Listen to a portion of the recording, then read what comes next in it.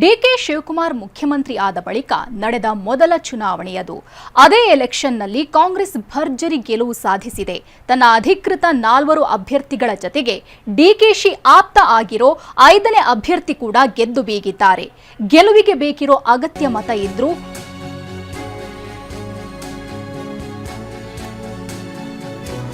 ಅಚ್ಚರಿ ಮೂಡಿಸಿದ ವಿಧಾನ ಪರಿಷತ್ ಮತದಾನ.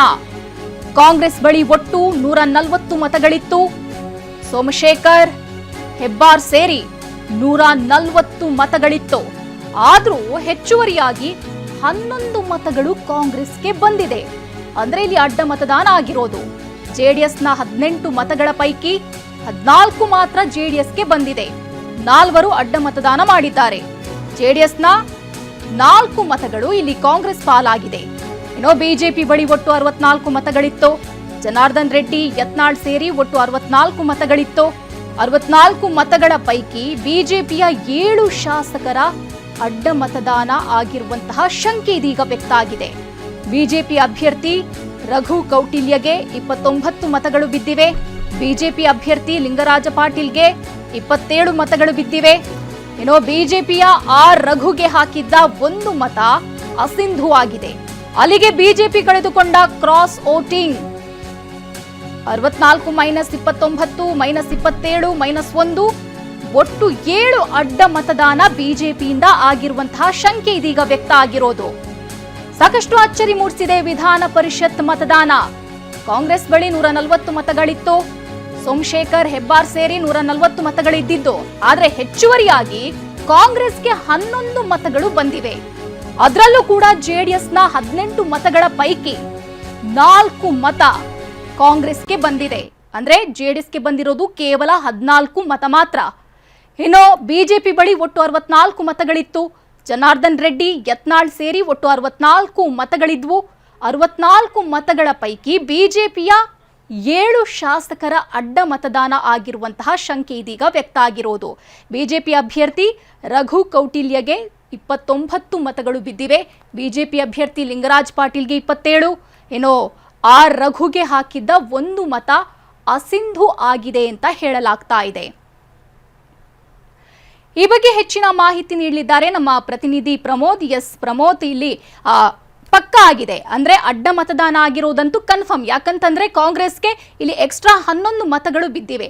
ಆದ್ರೆ ಬಿಜೆಪಿಯಿಂದ ಯಾರು ಅಡ್ಡ ಮತದಾನ ಮಾಡಿದ್ದಾರೆ, ಅದೇ ರೀತಿ ಕಾಂಗ್ರೆಸ್ನಿಂದ ಯಾರು 4 ಕಾಂಗ್ರೆಸ್ಗೆ ಮತ ಹಾಕಿರುವಂತದ್ದು ಜೆಡಿಎಸ್ನಿಂದ?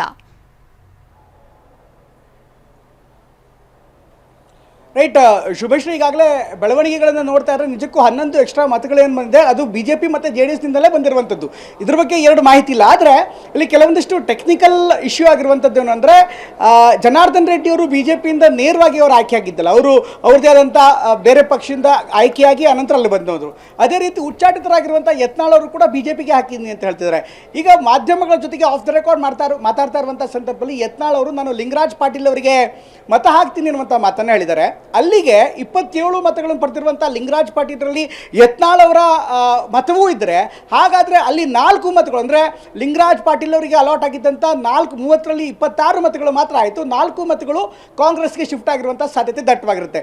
ಈಗ ಯತ್ನಾಳ್ ಅವರು ಹೇಳಿದ್ದನ್ನು ನಂಬೋದೇ ಆದರೆ ನಾನು ಲಿಂಗರಾಜ್ ಪಾಟೀಲ್ ಅವರಿಗೆ ಮತ ಹಾಕ್ತೀನಿ ಅಂತ ಆಫ್ ದ ರೆಕಾರ್ಡ್ ಆಪ್ತರ ಬಳಿ ಅವರು ಹೇಳ್ಕೊಂಡಿದ್ದಾರೆ. ಮಾಧ್ಯಮದವರಿಗೂ ಕೂಡ ಕೆಲವರಿಗೆ ಹೇಳಿದ್ದಾರೆ. ಒಂದು ವೇಳೆ ಅವರು ಲಿಂಗರಾಜ್ ಪಾಟೀಲ್ಗೆ ಮತ ಹಾಕಿದ್ರು, ಯತ್ನಾಳ್ ಅವರು ಉಚ್ಚಾಟಿತ ಶಾಸಕರಾದಂಥ ಯತ್ನಾಳ್ ಅವರು ಲಿಂಗರಾಜ್ ಪಾಟೀಲ್ ಅವರಿಗೆ ಮತ ಹಾಕಿದ್ರೆ, ಆಗ ಬಿಜೆಪಿಯ 26 ಮತಗಳ ಜೊತೆಗೆ ಯತ್ನಾಳ್ ಅವರ 1 ಮತ ಅಂದರೆ 27 ಮತಗಳು ಲಿಂಗರಾಜ್ ಪಾಟೀಲ್ ಅವ್ರಿಗಾಗುತ್ತೆ. ಹಾಗಾದರೆ ಬಿಜೆಪಿ ಅಲಾಟ್ ಮಾಡಿದಂಥ 30 ಮತಗಳ ಪೈಕಿ ಆ 4 ಮತಗಳೇನಿದೆ ಲಿಂಗರಾಜ್ ಪಾಟೀಲ್ ಅದು ಅಡ್ಡ ಮತದಾನ ಆಗಿದೆ. ಅದರ ಜೊತೆಗೆ ಕಾಂಗ್ರೆಸ್ನಲ್ಲಿ 18 ಮತ ಇದೆ, 14 ಮತ ಮಾತ್ರ ಅವರು ಪಡೆದಿದ್ದಾರೆ. 4 ಮತ ಅಲ್ಲಿ ಶಿಫ್ಟ್ ಆಗಿದೆ ಅನ್ನುವಂಥ ಮಾಹಿತಿ ಲಭ್ಯವಾಗ್ತಾ ಇದೆ. ಅಟ್ ದ ಸೇಮ್ ಟೈಮ್ ಇನ್ನು ರಘು ಕೌಟಿಲ್ಯರ ಮತಗಳನ್ನು ಗಮನಿಸ್ತಾ ಇದ್ದರೆ ಅಲ್ಲೂ ಕೂಡ 2 ಮತಗಳು ಕೋತಾಗಿರುವ ಬಗ್ಗೆ ಮಾಹಿತಿ ಲಭ್ಯವಾಗ್ತದೆ. ಅಂದರೆ ಅಲ್ಲಿಗೆ 11 ಮತಗಳು ಈಗ ಸಾಕಷ್ಟು ದೊಡ್ಡ ಪ್ರಮಾಣದಲ್ಲಿ ಅಡ್ಡ ಮತದಾನ ಆಗಿರುವಂಥ ಬಗ್ಗೆ ನಮಗೆ ಈಗ ಸ್ಪಷ್ಟವಾಗಿ ಚಿತ್ರಣ ಸಿಗ್ತಾ ಇದೆ. ಆದರೆ ಯಾರ್ಯಾರು ಮತ ಹಾಕಿದ್ದಾರೆ, ಯಾರ್ಯಾರು ಅಡ್ಡ ಮತದಾನ ಮಾಡಿದ್ದಾರೆ ತಕ್ಷಣಕ್ಕೆ ಹೇಳೋದು ಕಷ್ಟವಾಗುತ್ತೆ. ಯಾಕಂದರೆ ಒಂದು ಲೀಸ್ಟ್ ಇರುತ್ತೆ. ಈಗ 30 ಮಂದಿ ಅಲಾಟ್ ಮಾಡಿರ್ತಾರೆ. 30 ಮಂದಿ ಲಿಂಗರಾಜ್ ಪಾಟೀಲ್ ಅವರಿಗೆ ಮತದಾನ ಹಾಕಬೇಕು ಅಂತ ಹೇಳಿರ್ತಾರೆ, ಮತ ಮಾಡಬೇಕು ಅಂತ ಹೇಳಿರ್ತಾರೆ. ಆದರೆ ಯಾರ್ಯಾರು ಅಲಾಟ್ ಮಾಡಿದಾರಲ್ಲ, ಯಾರು ಹಾಕಿಲ್ಲ ಅನ್ನೋದು ತಕ್ಷಣಕ್ಕೆ ಕಂಡುಹಿಡಿಯೋದು ಸಹಜವಾಗಿ ಕಷ್ಟವಾಗುತ್ತೆ. ಅಟ್ ದ ಸೇಮ್ ಟೈಮ್ ಮುಂದಿನ ಹಂತದಲ್ಲಿ ಅಂದರೆ ಪಕ್ಷದಲ್ಲಿ ಆಂತರಿಕವಾಗಿ ಯಾರ್ಯಾರು ನೆಟ್ವರ್ಕ್ ಇರುತ್ತೆ, ಸಹಜವಾಗಿ ಆ ನೆಟ್ವರ್ಕ್ಗಳ ಮೂಲಕ ಅವರವ್ರದ ಸಂಬಂಧಗಳ ಮೂಲಕ ಅವರವರ ರಿಯಾಕ್ಷನ್ಸ್ಗಳ ಮೂಲಕ ಕಂಡುಹಿಡಿಯುವಂಥದ್ದು ಸಾಕಷ್ಟು ಹಿಂದೆ ಕೂಡ ಆಗಿತ್ತು, ಈಗಲೂ ಕೂಡ ಆಗುವಂಥ ಆಗುವಂಥ ಸಾಧ್ಯತೆ ಇರುತ್ತೆ. ಆದರೆ ಇರುವಂಥ ಪ್ರಶ್ನೆ ಅಂದರೆ BJPಯ 7 ಮತಗಳು ಶಿಫ್ಟ್ ಆಗಿದ್ದರೆ ಖಂಡಿತವಾಗ್ಲೂ BJPಗೆ ಇದು ಬಹುದೊಡ್ಡ ಆಘಾತ. ಉಚ್ಚಾಟಿತ ಶಾಸಕರಾಗಿರುವಂಥ ಯತ್ನಾಳ್ ಅವರೇ ಮತ ಹಾಕಿದ್ರು ಕೂಡ BJPಯಲ್ಲಿ ನೇರವಾಗಿ ಎಲೆಕ್ಟ್ ಆಗಿರುವಂಥ ಶಾಸಕರು ವೋಟ್ ಹಾಕಿಲ್ಲ ಅಂದರೆ ಖಂಡಿತವಾಗ್ಲೂ BJPಗೆ ಬಹುದೊಡ್ಡ ಹೊಡೆತ, ಇಲ್ಲ ಒಂದು ಕಡೆಗೆ ತಂತ್ರಗಾರಿಕೆಯಲ್ಲಿ ಹಿನ್ನಡೆ ಆಗಿದೆ ಅಂತ ಹೇಳಲಾಗ್ತದೆ. ಒಂದು ವೇಳೆ ಯತ್ನಾಳ್ ಅವರು ಲಿಂಗರಾಜ್ ಪಾಟೀಲ್ರಿಗೆ ವೋಟ್ ಹಾಕದೇ ಇದ್ದಿದ್ರೆ ಖಂಡಿತವಾಗ್ಲೂ BJPಯ ಲಿಂಗರಾಜ್ ಪಾಟೀಲ್ ಅವರು ಕೂಡ ಸೋತೋಗ್ಬಿಡ್ತಾ ಇದ್ರು. ಅಂದರೆ BJP 2 ಅಭ್ಯರ್ಥಿಗಳು ಗೆಲ್ಲಬಹುದು ಅಂತ, ಆರಾಮಾಗಿ ಗೆಲ್ಲಬಹುದು ಅಂತ 2 ಅಭ್ಯರ್ಥಿಗಳ ಪೈಕಿ ಒಂದು ಅಭ್ಯರ್ಥಿ ಸೋತೋ ಹೋಗ್ಬಿಡ್ತಾ ಇದ್ರು. ನೋಡ್ತಾ ಎಲ್ಲ ಕಂಫರ್ಟಬಲ್ ಮೆಜಾರಿಟಿ ಇದ್ರು ಕೂಡ ಸೋಲ್ತಾ ಇದ್ರು. ಹೀಗಾಗಿ ಯತ್ನಾಳ್ ಅವರು ಬಹುಶಃ ಲಿಂಗರಾಜ್ ಪಾಟೀಲ್ ಅವ್ರನ್ನ ಗೆಲ್ಲಿಸಿದ್ರ ಇದೊಂದು ಪ್ರಶ್ನೆ ಆಗುತ್ತೆ. ಅಟ್ ದ ಸೇಮ್ ಟೈಮ್ ಉಳಿದಂಥ 7 ಮತಗಳು ಯಾರ್ಯಾರು ಇರ್ಬೋದು ಅಂದರೆ ಕೌಟಿಲ್ಯ ರಘು ಅವರಿಗೆ ಹಾಕಿರುವಂಥ ಮತಗಳು ಶಿಫ್ಟ್ ಆಗಿದೆ. ಅಟ್ ದ ಸೇಮ್ ಟೈಮ್ ಈಗ ಲಿಂಗರಾಜ್ ಪಾಟೀಲ್ ಅವ್ರಿಗೂ ಶಿಫ್ಟ್ ಆಗಿದೆ. ಇದ್ರ ಜೊತೆಗೆ ಮತ್ತೊಂದು ಕ್ಯಾಲ್ಕುಲೇಷನ್ಸ್ ಅಂದರೆ JDSಗೆ ಏನು BJPಯಿಂದ ಅಲಾಟ್ ಆಗಿತ್ತು, BJPಯಿಂದ ಆಗಿರುವಂಥ ಅಲಾಟ್ JDSಗೆ ಬಿದ್ದಿದ್ರೆ ಹಾಗಾದ್ರೆ JDSನ 6 ಮತಗಳು ಆ ಕಡೆ ಶಿಫ್ಟ್ ಆಗಿದೆಯಾ, ಈ ಕ್ಯಾಲ್ಕುಲೇಷನ್ಸ್ ಕೂಡ ಬರ್ತಾ ಇದೆ. ಮೇಲ್ನೋಟಕ್ಕೆ ಒಟ್ಟು 11 ಎಕ್ಸ್ಟ್ರಾ ಮತಗಳು ಹೋಗಿದೆ.